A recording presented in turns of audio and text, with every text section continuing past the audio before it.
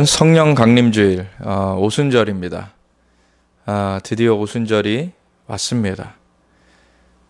오늘 오순절에 대해서 같이 어떠한 말씀을 나눠야 될까 이렇게 하나님 앞에 잠시 묵상하는 시간을 가졌는데, 하나님께서 우리 신약에 보통 사도행전을 읽잖아요. 그런데 그 사도행전이 일어나게 된 그 밑그림을 제공해 주는 그 구약의 출애굽기의 사건을 우리가 살펴보는 것에 대해서 마음을 주셨습니다. 그러한 의미가 있는데, 왜냐하면은 사도행전의 그 역사가 굉장히 중요하고 너무나 놀라운 하나님께서 이제는 새 역사를 시작하시는 그 일이었지만, 그거는 국가적인 단위에서 하나님 앞에 언약을 체결하는 국가적인 단위에서의 그런 모습이 거기서는 아직 나타나지 않아요. 각 개개인이, 물론 우리 한 사람 한 사람을 하나님께서는 하나님의 소유된 백성이요 거룩한 나라로서 부르셔서 우리 한 사람 한 사람이 이미 나라로서 서게 되는 것인데, 근데 그 나라와 함께 이 세상 나라가 우리 주와 그의 그리스도의 나라가 되어 그가 세세토록 왕노릇하시리로다.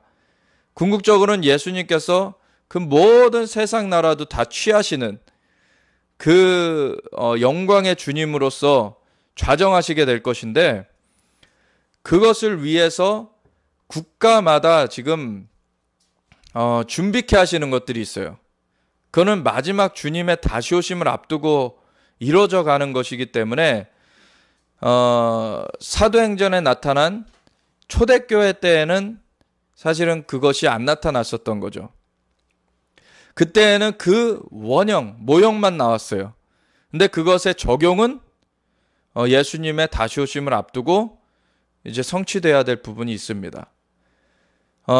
하나를 그 배경을 말씀드리면, 요에서 2장을 베드로가 그 성령님이 임하셨을 때 그것을 세술에 취하였다 조롱하는 자들을 향하여서 그것을 인용하면서 이것은 하나님께서 하신 것이다 라는 말씀을 전해요. 그랬을 때 요에서 2장의 그 부분은 사실은 어디까지 가야 되냐면, 피와 불과 연기 기둥이 나는 그러한 배경 가운데 하나님께서 모든 육체에게 성령을 부어주리니 자들은 예언할 것이요 청년들은 환상을 보고 아비들은 꿈을 꾸리라. 그때 내가 내 남종과 여종에게 내 영을 부어주리니 그들이 예언할 것이라 라고 하는 것이 그 피와 불과 연기 기둥, 이스라엘이 북쪽의 그 대적으로부터 침략을 받고서는 하나님께서 그것을 이스라엘이 하나님 앞에 부르짖는 그 회개의 그 돌이킴의 그 소리를 들으시고서는 그것을 패하실 때, 그것을 없애실 때 피와 불과 연기 기둥이 일어나는 그러한 배경이 그곳 가운데 분명히 기록되어 있거든요. 요에서 2장의 예언은 그러한 배경 가운데 그 세팅이 되어 있는 것을 봅니다. 그런데 사도행전 2장에 그 초대교회 때의 그 말씀을 인용하였을 때 당시에는 그 배경은 아직 안 이루어졌었죠. 근데 무엇이 이루어졌습니까? 영이 부어지기 시작한 거예요. 그래서 모든 육체에게 영을 부어주시는 그 하나님의 역사가 시작되신 것입니다. 그때. 근데 그때 그 요엘서 2장의 모든 말씀이 다 성취된 건 아니에요. 그때 성취가 시작이 됐다는 것입니다. 그리고 그 성취에 완성이 있을 그 날이 있는 것이죠. 그때에는 모든 육체에 부어지는 일, 특별히 이스라엘의 남은 자들에게 성령이 부어져서 그들이 다 돌이켜서 예수님이 메시아이신 줄 알고 그를 바라보는 일, 그것은 스가랴서 12, 13장에 나와 있죠. 그들이 그 찌름받은 그를 바라보고 통곡하기를 장자를 위하여 애통하듯 하리로다. 그 이스라엘의 남은 자들이 집단적으로 회심하는 그 역사가 있을 것이라는 거예요. 그것까지 가야지 요에서 2장의 완전한 성취입니다. 그 전에는 이방인의 충만한 수가 차는 일이 있죠. 이방인의 충만한 수가 차면서 이스라엘의 하나님의 종들이 세워지는 거, 마지막 때를 감당하기 위하여서 계시록 7장에 말씀하고 있는 14만 4천 명, 각 지파당 12,000명씩 12지파 14만 4천 명. 그는 분명하게 이스라엘이라고 말하고 있습니다. 그러니까 다른 그 이단들이, 사이비들이 자기네들이라고 말하는 거는 얼토당토하는 말이에요. 그건 이스라엘의 구원 얻을 총수가 아니라 하나님의 종들로 마지막 때 세움받는 그러한 사람들을 말하는 거예요. 그래서 이방인의 충만한 수가 차면서 이스라엘의 하나님의 종들 14만 4천이 세워지는 일.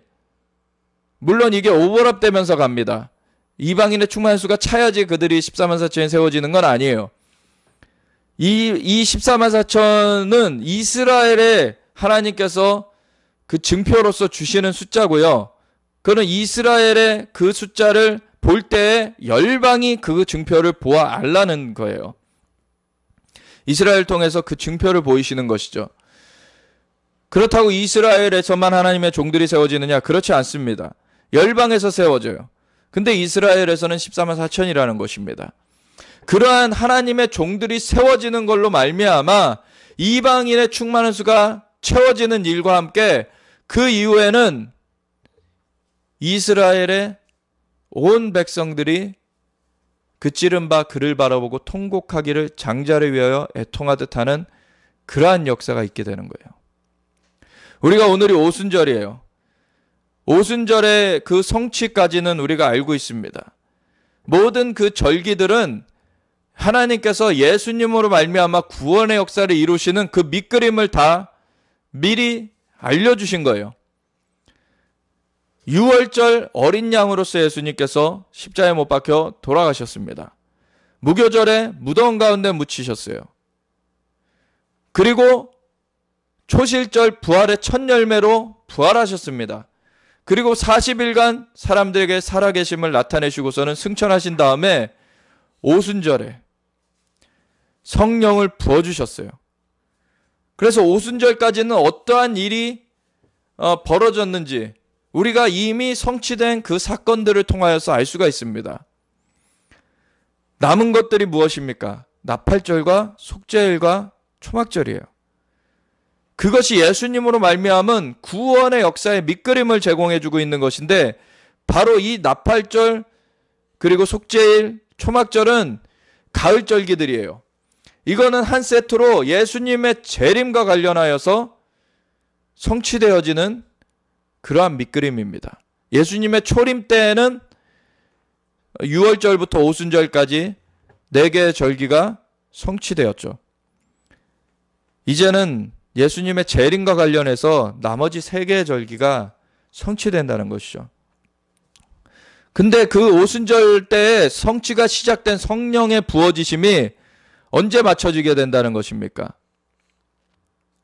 물론 그 이후에도 성령님은 계속 같이 하시게 되지만 그 성령이 부어지는 사람들을 다 하나님께서 성령이 임하시게 하시는 그 사건은 바로 속죄일까지 해가지고 다 완성되는 거예요. 그것이 어떻게 완성되는 거예요? 오순절 때 성령이 부어주시기 시작하신 것이 나팔절 때에 강력하게 예수님의 다시 오심을 앞둔 그 엄청난 성령의 역사로 풀어지는 것입니다. 그게 14만 4천이 이스라엘에서 하나님의 종들로 세워지는 일과 그리고 열방에서 또 허다한 무리가 하나님의 종들로 세워지는 일과 연관이 있는 거예요.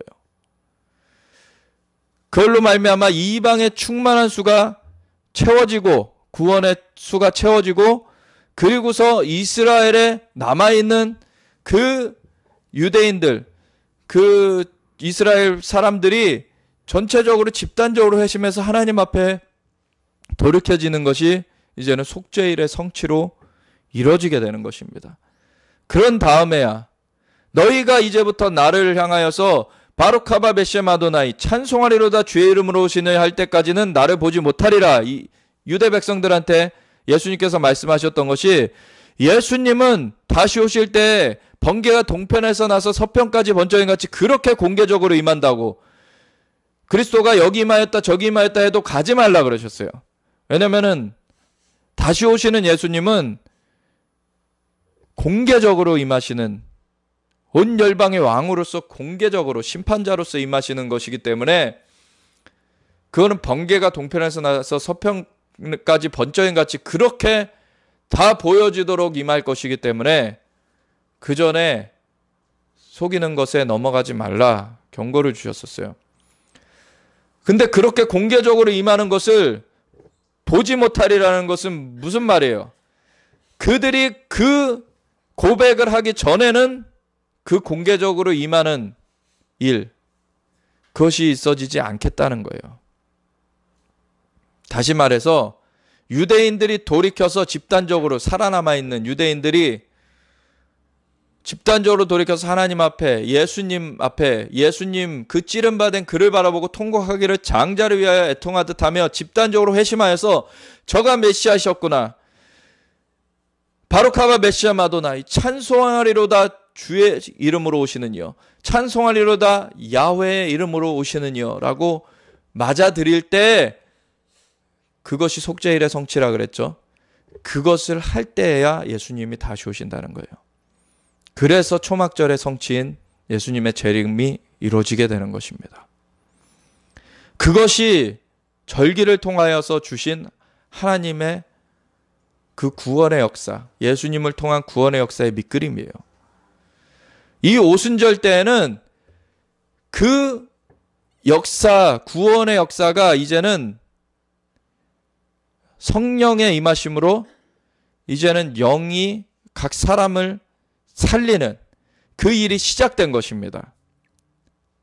근데 마지막 예수님의 다시 오심 직전에 있는 속죄일을 보면 알 수 있듯이 국가적으로, 집단적으로 회심하는 일이 있을 거라는 얘기를 했죠. 그 일이 분명히 있어야지만 예수님이 다시 오십니다. 하나님께서는 70년 전에 1948년 5월 14일에 이스라엘이 나라로 재건되게 하셨어요. 그리고서는 1967년 6월에 6.1 전쟁을 통하여서 예루살렘이 수도로 회복되게 하셨어요. 아직 유대와 사마리아 지역이 고토로 회복되지 못하고 있는데 그것도 회복시키실 것입니다. 그리고 성전이 아직 회복되지 못했어요. 성전산을 아직 회복하지 못했어요. 그것도 회복시키실 것입니다. 이러한 절차를 통해서 계속해서 이스라엘 백성들을 깨우치시는 것이 무엇이냐? 그리고 열방의 사람들을 깨우치시는 것이 무엇이냐? 열방의 역사의 주관자 하나님이시라는 것. 말씀대로 이루어지는 것을 보면서 말씀대로 이루시는 그분이 주권자시구나 알게 하시는 거예요. 열방이 내가 여호와인 줄 알게 하겠다. 하나님께서 이 말씀을 하시는 것이죠. 그러할 때 열방의 나라들이 이 이스라엘 회복과 어떻게 설 것이냐가 너무 중요한 것입니다.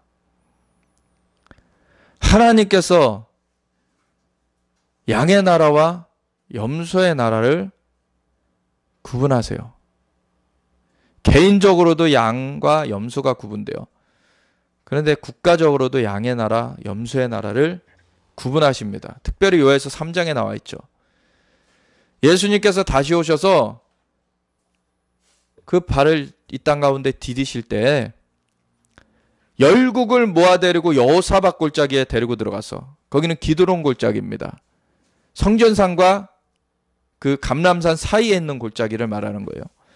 그 골짜기에 열국을 모아데리고 들어가서 뭘 신문하겠다고 하시냐면, 그들이 내 땅을 나누고 내 백성들 흩어버린 것에 대해서 그들을 국문하겠다.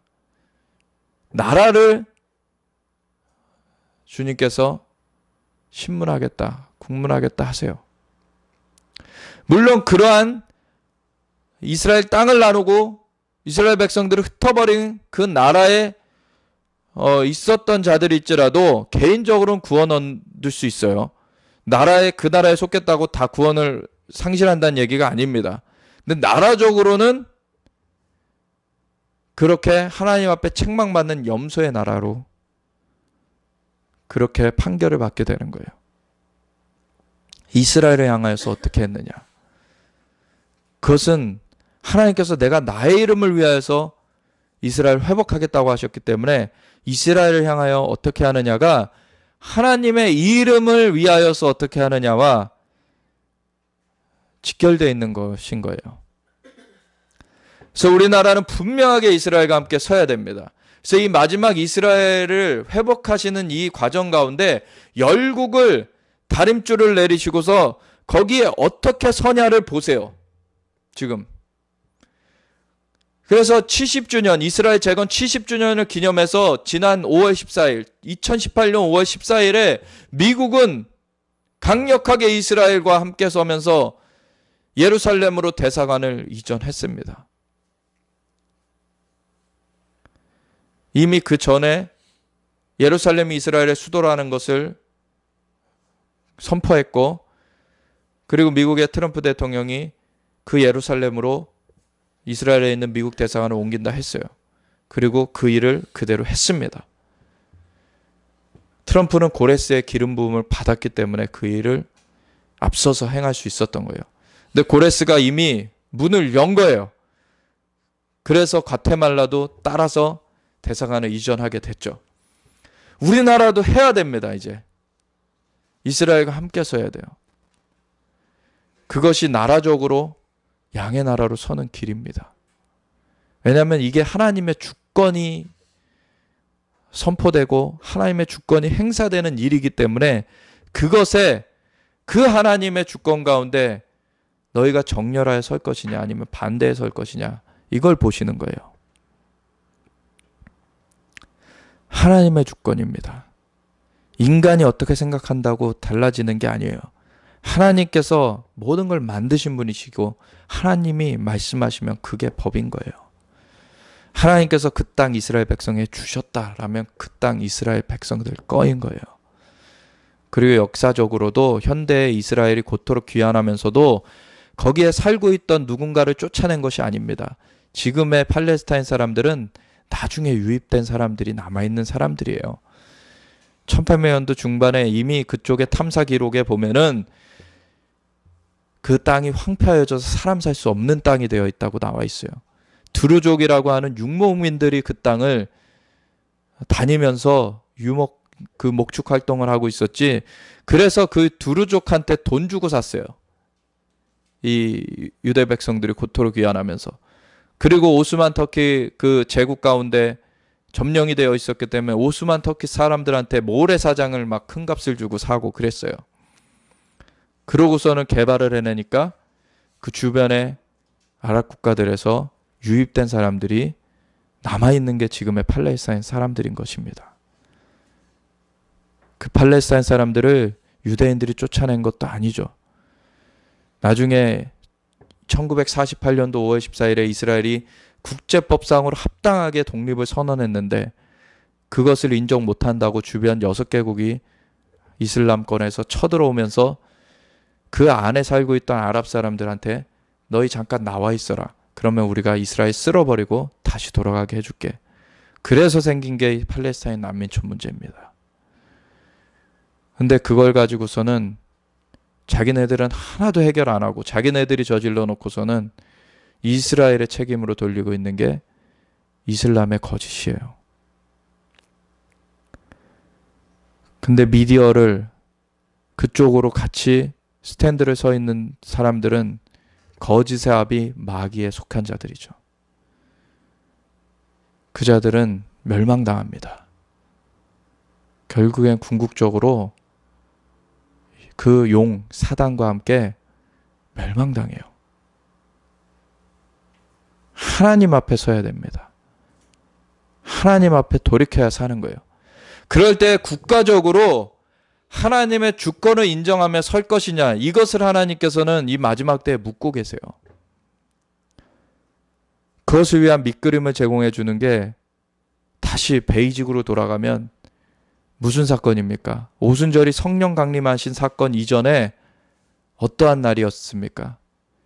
하나님께서 이스라엘 백성들을 출애굽시키시고서는 그 출애굽한 달로부터 세 번째 달에 신의 산에 이르게 하셔서 그곳에서 임하시고서는 이스라엘 백성들을 나라로서 주님이 언약을 세우시고자 하셨어요. 너희가 내 말을 듣고 준행하면 너희가 나의 소유가 될 것이요 제사장 나라가 될 것이다. 그것이 오순절에 이루어졌던 일입니다. 그래서 다시금 우리가 이 사도행전의 기록을 우리가 알고 그것을 심중에 두고서는 그것은 성령님이 역사하시는 것, 그건 계속 돼야 되는 거예요. 근데 그 배경을 어디까지 넓히기 원하냐면 그 출애굽기 19장 20장에 하나님께서 나라를 부르시는 그 배경까지 넓히길 원합니다. 그러할 때 우리나라가 정말 하나님의 그 주권 가운데 합당하게 주님 앞에 그거를 듣고 준행하며 주님 앞에 주님의 소유가 되고 주님이 쓰시는 그러한 나라가 되도록 그것을 올려드리기 원합니다. 출애굽기 19장 20장을 같이 읽겠습니다. 읽으면서 계속 같이 나눠가겠습니다. 이스라엘 자손이 애굽 땅을 떠난 지 3개월이 되던 날, 이거는 이제 번역이 조금 한글로는 불분명한 번역이에요. 뭐냐면은 세 번째 달의 첫째 날이라는 얘기예요. 원래 정확하게는 세 번째 달의 첫째 날. 지난 올해 2018년 5월 15일이 시바널, 이 셋째 달의 첫날이었습니다. 그날 우리는 임진각에 가서 하나님 앞에 기도하면서 이 땅을 삼키려는 악한 용의 계계를 끊어내는 기도를 했고, 예수님께서 임하셔가지고 이제는 대적 가운데, 대적의 진영 가운데 자중질환이 있을 것이다 응답을 하셨는데, 그날 새벽에 북한이 본색을 드러내면서 그 다음에 그 진영, 자기네들 진영 가운데 지금 혼란이, 자중질환이 생겼죠. 그 3개월째 되던 첫날을 말하는 거예요. 그날 그들이 시내 광야에 이르니라. 그들이 르비딤을 떠나 시내 광야에 이르러 그 광야에 장막을 치되 이스라엘이 거기 산 앞에 장막을 치니라. 모세가 하나님 앞에 올라가니, 이때 올라갔어요. 첫날에 여호와께서 산에서 그를 불러 말씀하시되 너는 이같이 야곱의 집에 말하고 이스라엘 자손들에게 말하라. 내가 애굽 사람에게 어떻게 행하였은가? 내가 어떻게 독수리 날개로 너희를 업어 내게로 인도하였음을 너희가 보았느니라. 하나님께서 그들을 정말 홍해 바다를 갈르시면서, 그리고 광야에서 만나를 내시면서, 외출이를 모아서 공급하시면서 그렇게 인도해 내셨습니다. 물론 또 출애굽하기 직전에는 10가지 재앙을 통해서 그 땅에 주술적 진들을 깨트려 버리시고 그 바로가 손을 들고 보낼 수뿐이 없게 만들어 버리시고서는 끌어내셨어요. 세계가 다 내게 속하였느니 하나님만이 주권자십니다. 너희가 내 말을 잘 듣고 내 언약을 지키면 너희는 모든 민족 중에서 내 소유가 되겠고 너희가 내게 대하여 제사장 나라가 되며 거룩한 백성이 되리라. 너는 이 말을 이스라엘 자손에게 전할지니라.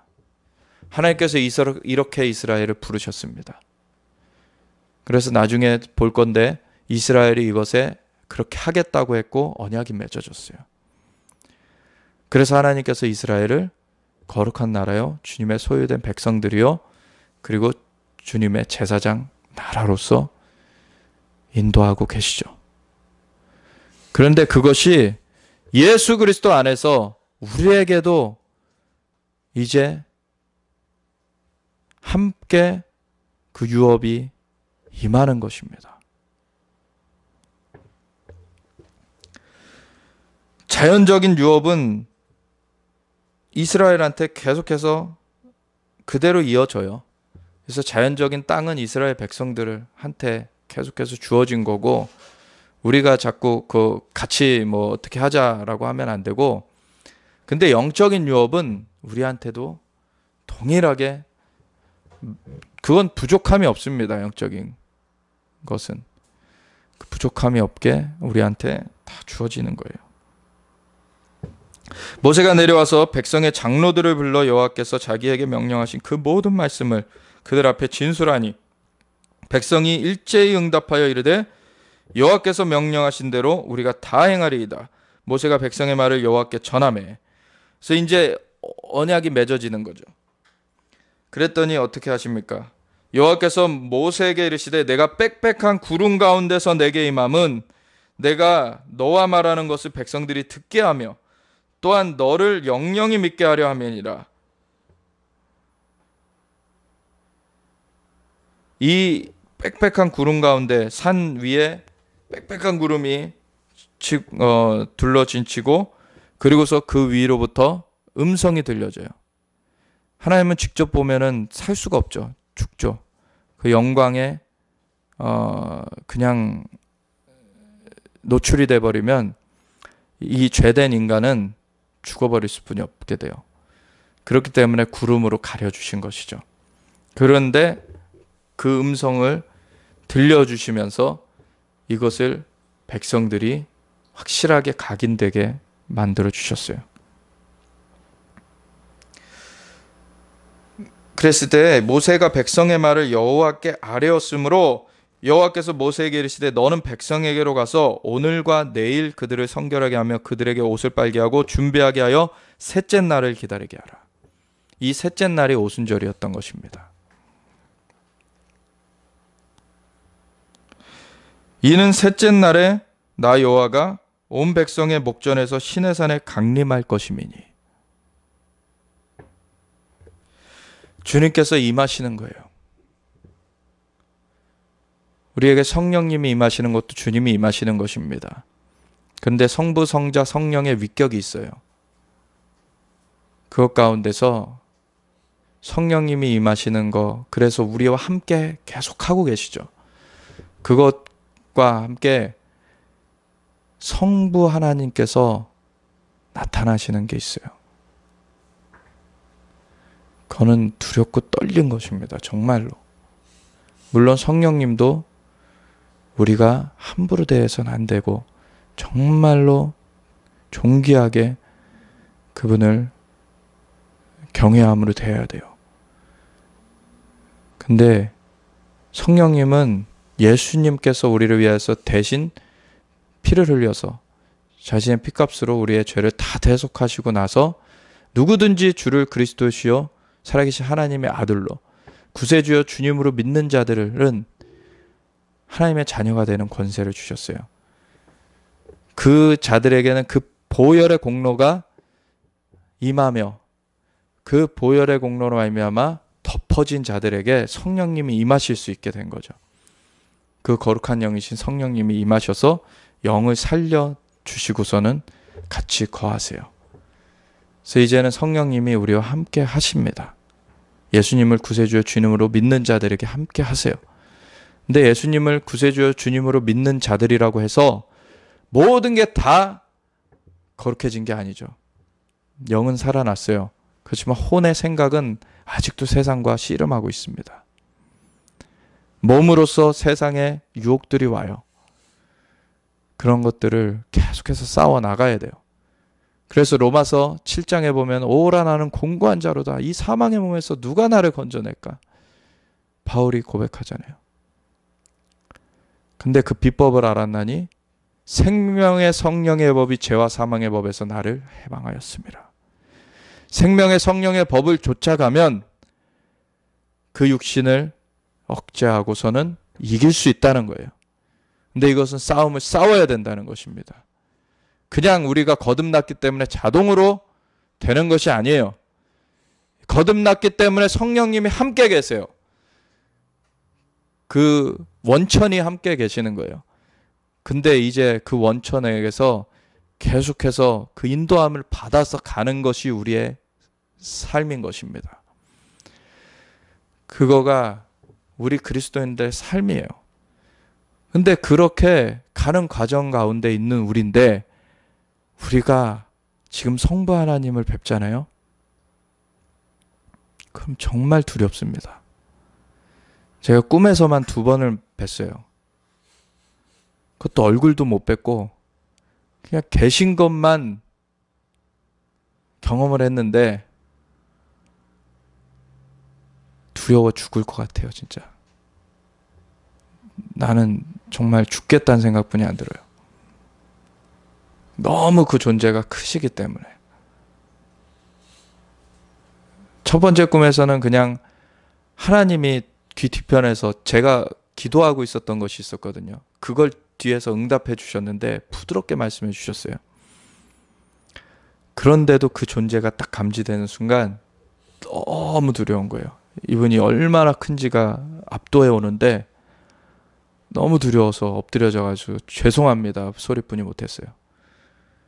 그러다가 가신 것 같아요. 감사합니다 그러면서 깼는데 2번째 주님이 오셨을 때에는 오시는 게 느껴지는 거예요. 저기로부터 오시는 게 느껴지는데 이게 너무 두려운 거예요. 이게 너무 큰 존재가 이 감당할 수 없는, 나로서는 감당할 수 없는 그 존재가 오시는데 어떻게 할 수가 없는 거예요. 그때 생각이 든 게 이래서 예수님 없으면 안 되는구나. 예수님 없으면 안 되는구나. 예수님 없이 우리가 하나님을 뵙잖아요. 죽어요. 예수님이 우리를 위해서 대신 피 흘려 주셨고 다시 살아나신 다음에 승천하시고 성령님을 보내주셨기 때문에 우리가 그분의 보혈의 공로로 은혜의 보좌 앞에 나아갈 담력을 얻었지, 그거 아니면은 죽는 거예요.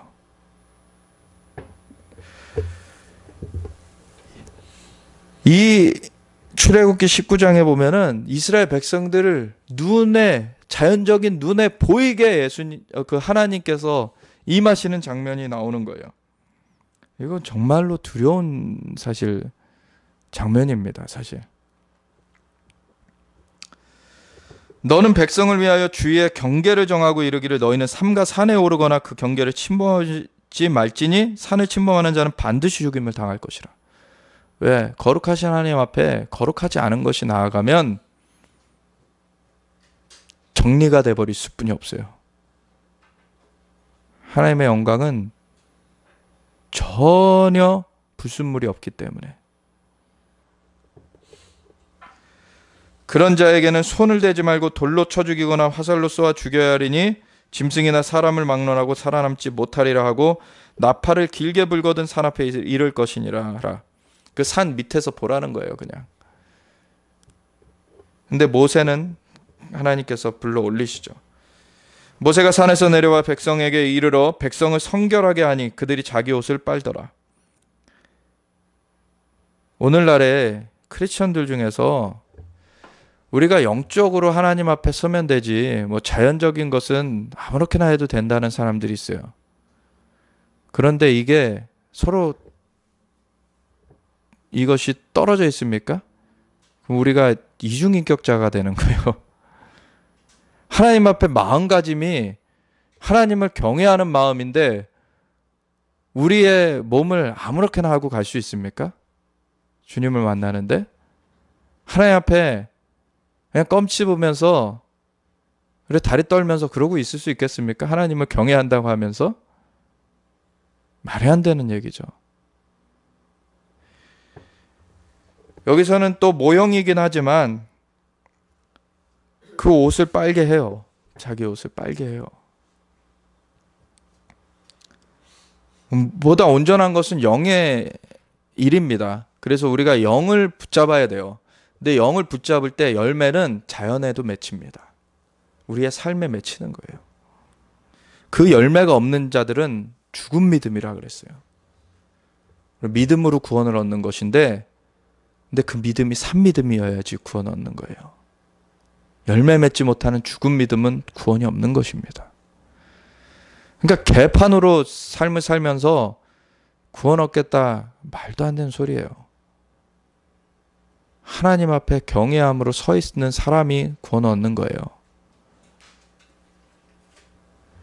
그 열매를 보아 알리라. 모세가 백성에게 이르되 준비하여 셋째 날을 기다리고 여인을 가까이 하지 말라 하니라. 여인까지도 가까이 하지 말라 그래요. 셋째 날 아침에 우레와 번개와 빽빽한 구름이 산 위에 있고 나팔 소리가 매우 크게 들리니 진중에 있는 모든 백성이 다 떨더라. 주님 임하시면은요, 하나님은 이 산 정도가 아니라 모든 우주를 만드신 분이세요. 그리고 우주 정도는 그냥 말씀으로 만드시는 분이에요. 그 존재가 얼마나 어마어마한지 우리가 생각조차 못합니다. 근데 그분이 이렇게 얼굴을 한번 들이미시잖아요. 그거 주님 얼굴 뵙길 원합니다. 좋은 갈망이죠. 근데 그게 그냥 취미처럼 어떤 오락처럼 그렇게 말할 수 있는 게 아니에요. 하나님이 임하시잖아요. 정말로 거룩하지 않은 것들은 죽어나가요.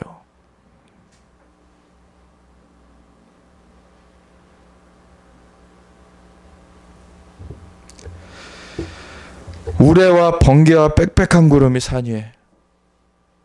이 자연계가 감당을 못하는 거예요. 사실 하나님이 임하시는 걸. 자연계도 요동을 칠 수뿐이 없는 거예요.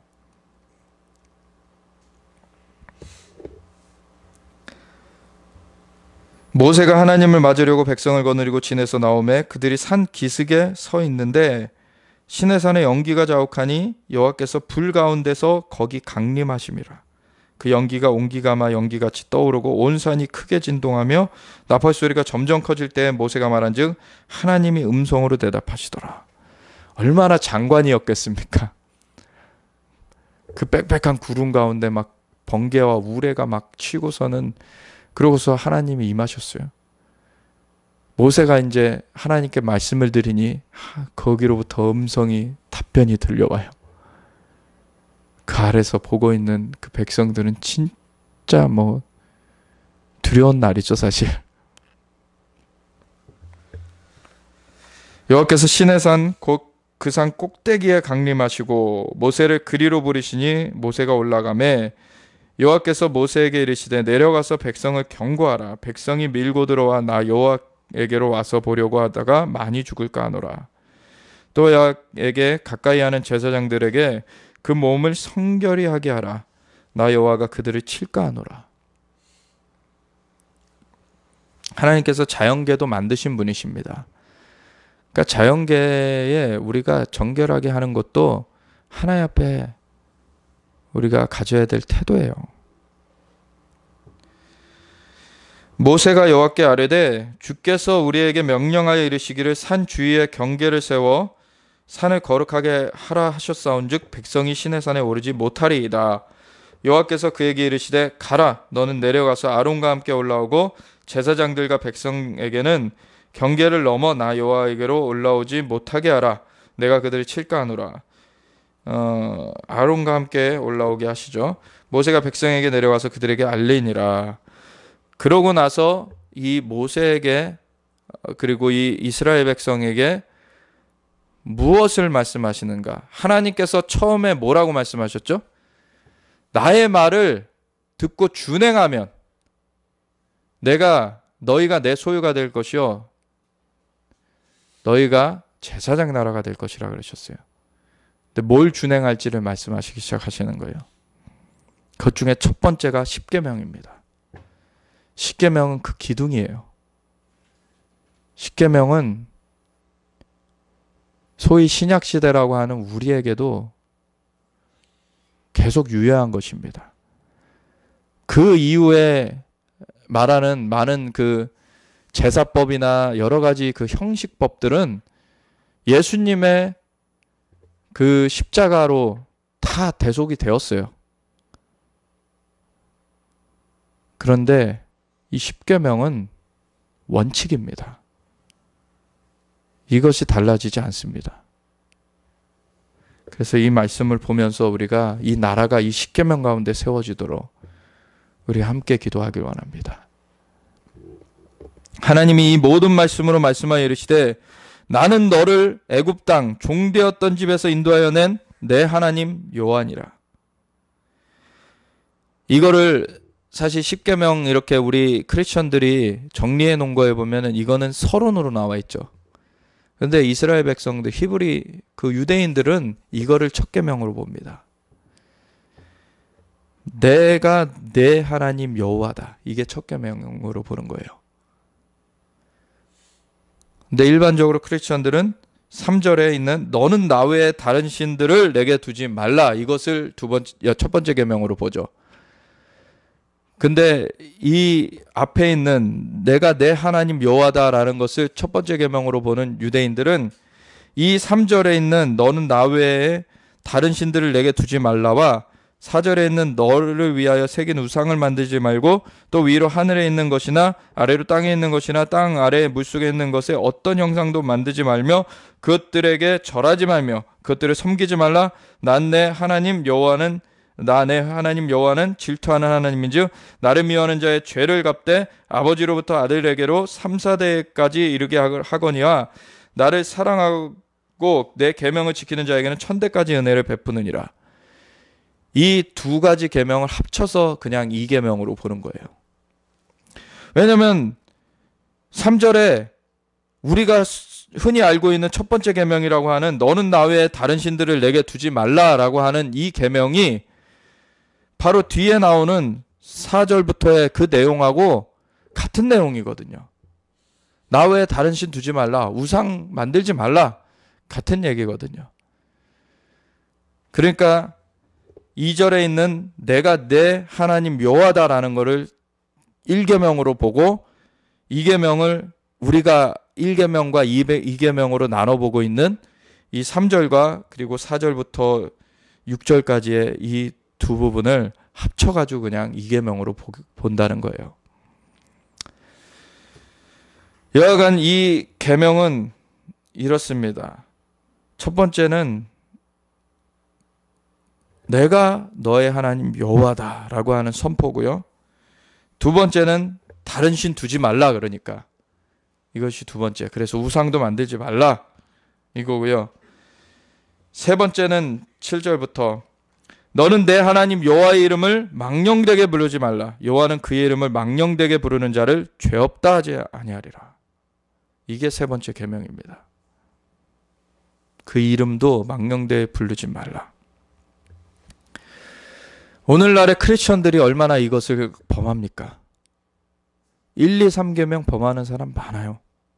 크리스천이라고 하면서 아예 그것을 안 범하는 대로 와본 적이 없는 사람들도 많아요. 크리스천이라고 하면서도 계속 우상 숭배하고 있는, 그리고 하나님의 이름을 망령되이 일컫는. 그게 뭡니까? 다른 데 가서는 자기 크리스천이라고 하나님 이름을 팔아먹어요. 그러고서 자기 이득을 위해 사용해요. 하나님께서 그런 취급 받으셔야 되겠습니까? 그런 취급 받으셨을 때 하나님께서 그 사람을 잘했다 하시겠습니까? 하나님께서 최종 판결을 내릴 때 그 사람한테 어떻게 하시겠습니까?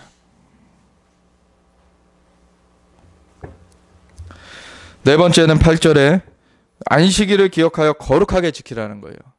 안식일이 이 10계명에 대해서 분석하는 분들 가운데는 이 1, 2, 3계명과 그리고 5계명부터 10계명까지의 중간을 이 4계명으로 보는 거예요. 그래서 수직과 수평으로 볼 때 1, 2, 3계명은 수직의 계명이고 그리고 5계명부터 10계명은 수평의 그러한 계명인데 그거의 중간에 안식일은 수직과 수평이 만나는 계명이라는 얘기를 해요. 근데 수직과 수평이 만난다라고 표현하는 게 정확할지 모르겠는데 어쨌든 만나는 계명이라는 거는 맞아요. 뭐냐면 안식일은 하나님께서 왜 구별하여 주셨는가? 6일 동안 천지를 창조하시고 나서 6일째에는 사람까지 만들어 주시고 나서 7일째를 떼어 놓으셔서 사람과 함께 하길 원하셨던 거예요. 만나길 원하셨던 거예요. 그걸 거룩하게 지키라는 거예요. 하나님과의 만남을 거룩하게 지키라는 거예요. 엿새 동안은 힘써 내 모든 일을 행할 것이나 일곱째 날은 내 하나님 여호와의 안식일인즉 너나 내 아들이나 내 딸이나 내 남종이나 내 여종이나 내 가축이나 내 문 안에 머무는 객이라도 아무 일도 하지 말라. 이는 엿새 동안에 나 여호와가 하늘과 땅과 바다와 그 가운데 모든 것을 만들고 일곱째 날에 쉬었음이라. 그러므로 나 여호와가 안식일을 복되게 하여 그날을 거룩하게 하였느니라. 이 안식일은 특별한 의미가 있습니다. 그러니까 이날에 세상의 일을 우리가 범죄한 다음에는, 인류가 범죄한 다음에는 땅이 저주를 받아 가시와 엉겅퀴를 내게 되었어요. 그래서 땀을 흘려야지만 먹고 살 수 있게 되었어요. 그 전까지 모든 걸 다 누리라고 주셨습니다. 하나님께서 정복하고 다스리라고 주셨어요. 근데 그 정복하고 다스리는 권세도 빼앗겨 버리고 사탄한테. 그래서 땅은 저주를 받아서 가시와 엉겅퀴가 나고 땀을 흘리지 않으면 먹고 살지 못하게 됐어요. 그래서 일을 해요. 근데 엿새 동안 일을 하더라도 일곱째 날을 거룩하게 구별하여 지키라는 거예요. 그거 하지 않으면 세상에 함몰되는 거예요. 하나님 앞에 나오는 이 시간을 지키라는 거예요.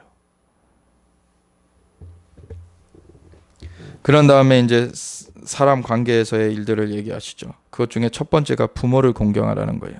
다섯 번째 계명이 내 부모를 공경하라. 그리하면 내 하나님 여호와가 내게 준 땅에서 내 생명이 길리라. 이게 자연 법칙이에요. 부모를 공경하는 자에게 하나님께서 장수의 축복을 주시고 하나님께서 그 삶에 윤택한 은혜를 주세요. 부모를 거역하는 자들은 잘 되는 것 같아도 그 결말이 비참해집니다. 그리고 일반 그 사람들 간에 여섯 번째, 살인하지 말라. 생명을 해하지 말라.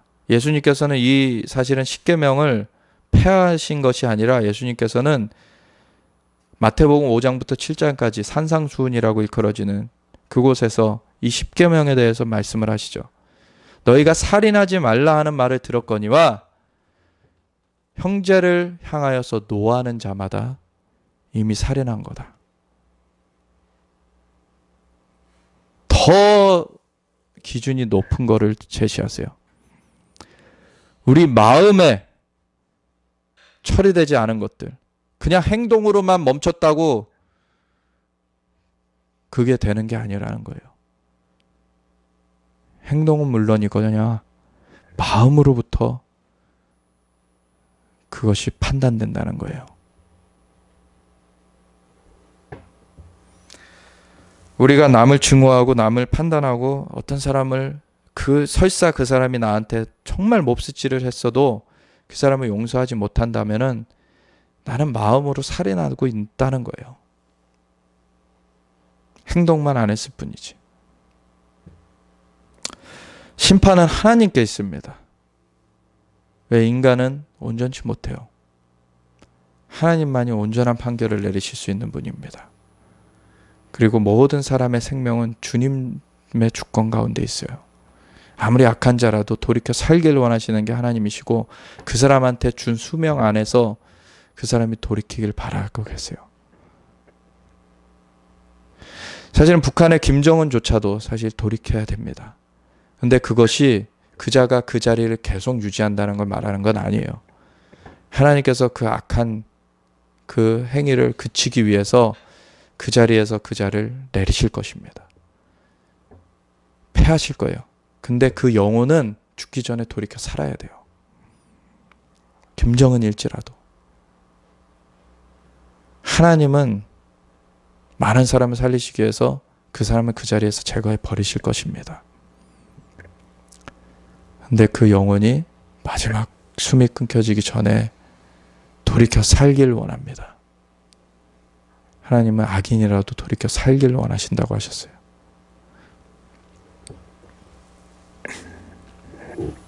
간음하지 말라.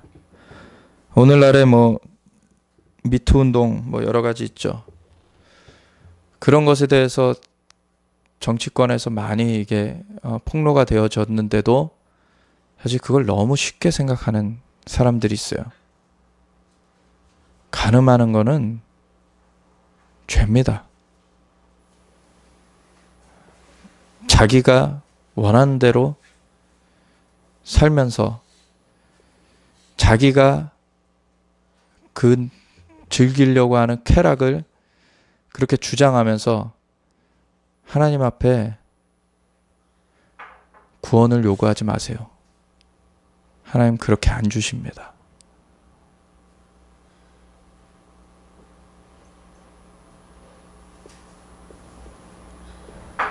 그 대가를 이 생에서는 안 치르는 것 같아도 이 생이 마감되고 끝이 아니에요. 이 생은 한정적이지만 영원한 그 삶이 있습니다. 그 가운데 하나님과 함께 천국을 누릴 것인지 아니면은 사탄과 함께 영원한 지옥불에 형벌을 받게 될 것인지 나눠지는 것입니다. 간음하지 말라. 그리고 도둑질하지 말라. 다 그 영혼이 그 거짓의 아비 마귀에게 사로잡히는 길일 것이고 또 다른 사람한테 피해를 주는 길이에요. 이건 다 하지 말라는 거예요. 내 이웃에 대하여 거짓 증거하지 말라. 오늘 한국에는 이거에 걸리는 사람 너무 많습니다. 우리 한국 미디어, 언론 얼마나 거짓 참소가 많은지 몰라요. 특별히 저 종합편성 방송 중에 앞장선 방송 하나 있어요. 그 방송, 그 관련된 사람들 아주 곤란을 겪게 될 것입니다. 아주 곤란을 겪게 될 거예요. 거짓 증거하는 거 하나님이 미워하십니다. 내 이웃의 집을 탐내지 말라. 내 이웃의 아내나 그의 남종이나 그의 여종이나 그의 소나 그의 낙이나 물은 내 이웃의 소유를 탐내지 말라. 탐내는 것이 그 모든 악의 사실 근원이에요. 뭘 탐할 때 그것을 취하려고 범죄를 하게 되죠. 또 마음으로부터 먼저 범죄가 일어나고 그리고 행동까지 가게 되는 경우들이 있고, 탐심은 우상 숭배라 그러셨어요. 탐심은 우상 숭배다. 왜 탐심을 부립니까? 하나님을 신뢰하지 않기 때문에 탐심을 부리는 거예요. 사실은 하나님이 우리의 창조주시고 그분이 공급자시라는 것을 신뢰하지 못하기 때문에 뭔가 다른 데서 뭔가를 찾는 거예요. 하나님이 우리의 모든 것 되신다는 걸 알면은 다른 걸 찾지 않죠. 물론 필요한 것들이 있어요. 그건 하나님께 기도로 올려드리는 거죠. 우리는 하나님이 아시는 거예요. 하나님이 모든 걸 만드신 분이십니다. 그것도 우리를 사랑하셔서 하나님의 형상과 모양대로 만들어주시고서는 미리 우리를 만드시기 전에 모든 다른 것들을 만들어 놓으시고서는 그걸 다 생육하고 번성하고 충만하여서 땅을 정복하고 모든 생물을 다스리라고 우리를 그렇게 세워주셨어요. 근데 거기서 꼬드김에 넘어가서 범죄했을 때 사탄한테 그 권세를 빼앗기고 나서 유리방랑하면서 가시 엉겅퀴가 나는 그 땅을 기경하면서 그렇게 힘들게 살던 저주 가운데 종되어 있던 우리를 또 독생자이신 예수님을 보내주셔서 대신 죄값을 치르게 하시고서는 그 죄값을 예수님을 구세주여 주님으로 믿는 자들은 다 탕감받게 하셨습니다. 그 탕감된 자들에게 성령님이 임하셔서 그 영을 살리시고서 함께 거하고 계세요. 하나님의 영이신 성령님이 와서 거하고 계신데 우리가 뭐 세상의 부스러기 갖고 자꾸 탐심 부린다는 거는 맞지 않는 얘기인 거예요. 그거는 성령님과 함께하지 않는 삶인 거죠. 성령님과 함께하지 않는 삶이 바로 하나님과 함께하지 않는 삶인 거고, 그것이 하나님을 저버린 우상숭배의 삶인 거예요. 그렇게 하지 말라는 것입니다. 결국에는 이 모든 것이 사실은 하나님만 섬기고 하나님만 따르라는 거예요. 뭇 백성이 우레와 번개와 나팔 소리와 산의 연기를 본지라 그들이 볼 때 떨며 멀리 서서 모세에게 이르되 당신이 우리에게 말씀하소서 우리가 들으리이다. 하나님이 우리에게 말씀하시지 말게 하소서 우리가 죽을까 하나이다. 그러니까 말씀이 들리는 것조차도 너무 두려운 거예요. 이게 지금 얼굴은 아직 내미시지도 않았는데 진짜 그 경험을 한번 해보시면은, 저는 꿈속에서나마 한번 해봤다는 것이에요. 정말 죽을 것 같아요. 그거는 표현할 수가 없습니다. 근데 우리가 예수님으로 말미암아, 그 보혈로 말미암아 우리가 하나님 보좌 앞에 나아갈 담력을 얻었어요. 하나님의 자녀가 되었어요. 우리가 하나님 앞에 나아갈 수 있게 되었습니다. 모세가 백성에게 이르되 두려워하지 말라. 하나님이 임하시면 너희를 시험하고 너희로 경외하여 범죄하지 않게 하려 하심이라. 이 경외감이 있어야지 범죄하지 않습니다. 백성은 멀리 서 있고 모세는 하나님이 계신 흑암으로 가까이 가니라. 여호와께서 모세에게 이르시되 너는 이스라엘 자손에게 이같이 이르라. 내가 하늘로부터 너희에게 말하는 것을 너희 스스로 보았으니 너희는 나를 비겨서 은으로나 금으로나 너희를 위하여 신상을 만들지 말고 내게 토단을 쌓고 그 위에 내 양과 소로 내 번제와 화목제를 드리라. 내가 내 이름을 기념하게 하는 모든 곳에서 내게 임하여 복을 주리라. 아멘. 오늘 결론 구절이 이겁니다. 내가 내 이름을 기념하게 하는 모든 곳에서 내게 임하여 복을 주리라. 우리가 5월 7일 날 광화문에서 왜 제단을 쌓고서 하나님의 이름을 불렀습니까? 하나님이 임하시는 것을 위하여서. 이 나라 가운데 70년 전에 양력으로는 1948년 5월 31일이었는데 유대력으로 이하르월 22일에 이 땅의 선조들이 이승만 초대 대통령을 비롯해서, 그때는 아직 대통령 되시기 전에 그 재헌국회 임시의장으로서 사회를 보시면서 이 날을 맞이한 것은 우리가 인간의 힘으로만 된 것이라고 할 수 없다. 우리가 종교와 사회 모든 그 지위를 떠나서 이것이 하나님께서 하셨으면 우리가 감사를 올려드려야 될 것이다. 그래서 이윤영 박사님 나오셔서, 이윤영 목사님 나오셔서 기도를 올려드리겠습니다 하면서 기도를 올려드리면서 시작하게 되었어요. 하나님 앞에 감사와 찬양 올려드리면서 이 나라 하나님 앞에 의탁하면서 그 주권을 고백한 그 언약이 맺어진 나라입니다. 이것을 다시금 우리가 하나님 앞에 올려드리며 나아갔던 것이죠. 그때로부터 하나님께서 임재하시고 역사하심으로 말미암아 이 나라에 터닝이 이루어지기 시작했습니다. 그러더니 이 시반월 1일날 이 3월째 그 첫 번째 날에 5월 15일에는 임진각에서 이 땅을 삼키려는 공산주의 적그리스도의 영, 악한 그 용의 영을 깨트리는 그 기도를 하나님 앞에 올려드리면서 하나님께서 역사하시도록 우리가 올려드렸을 때 주님께서 임하셨고, 주님께서 이제 그 악한 진영 가운데 자중질환이 일어날 것이다. 그 일을 이제 행하시는 것을 우리가 보고 있습니다.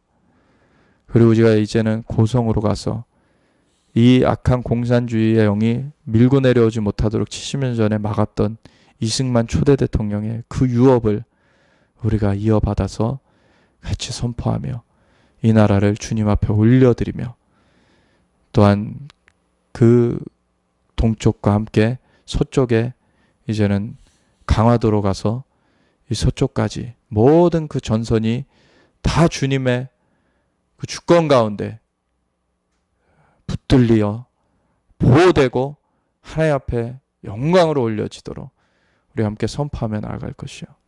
이 나라 주님의 것입니다. 이 나라 주님 앞에 설 것이요. 내가 내 이름을 기념하게 하는 모든 곳에서 내게 임하여 복을 주리라. 내가 내게 돌로 제단을 쌓거든 다듬은 돌로 쌓지 말라. 이거 유념해야 돼요. 다듬은 돌로 쌓지 말라. 오늘날에 너무 미디어가 발달되고 너무 세련되어지다 보니까 사람들이 겉으로만 포장을 해서 회칠한 무덤같이 바리새인들을 예수님께서 그렇게 책망하셨던 그 회칠한 무덤같이 하는 경우가 많아요. 겉에 치장하는데 신경 거기에 쏟지 말라는 거예요. 내가 정으로 그것을 쪼면 부정하게 함이니라. 우리가 인간의 힘으로 하나님 앞에 닿을 수 없어요. 우리는 예수님으로 말미암아 은혜로 하나님 앞에 나아가는 것입니다. 그 은혜 안에서 영과 진리로 예배하는 자들을 하나님께서 찾으신다고 하셨어요. 그 영과 진리로 예배하는 자들, 그러한 자들이 되어야 됩니다. 너는 층계로 내 제단에 오르지 말라. 내 하체가 그 위에서 드러날까 함이니라. 인간의 어떠함을 내세우면은 하나님 받지 않으십니다. 하나님의 어떠하심을 찬양하면서 나아가야 돼요. 그분의 은혜를 높이면서 그분의 은혜를 우리가 힘입어 나아가는 거예요. 그것이 우리가 이 땅이 살 그러한 방법임을 우리가 새기면서 그것을 우리 그 가는 곳곳마다 주의 이름을 기념하게 하는 곳에 주님께서 임하셔서 복을 주리라고 하셨기 때문에 주님 임하시도록 우리가 올려드립시다. 하나님 영광 받으시옵소서. 이 땅 주님의 것입니다. 주님 앞에 이 땅을 올려드립니다. 주님께서 받으시고 임하시옵소서. 주님 좌정하시고 통치하여 주시옵소서. 이 한반도가 온전히 주님의 것임을 고백합니다. 예, 주님 영광 받아 주시옵소서. 감사드리며 우리 주 예수 그리스도 예슈와 하마시아 이름으로 기도드렸습니다. 아멘.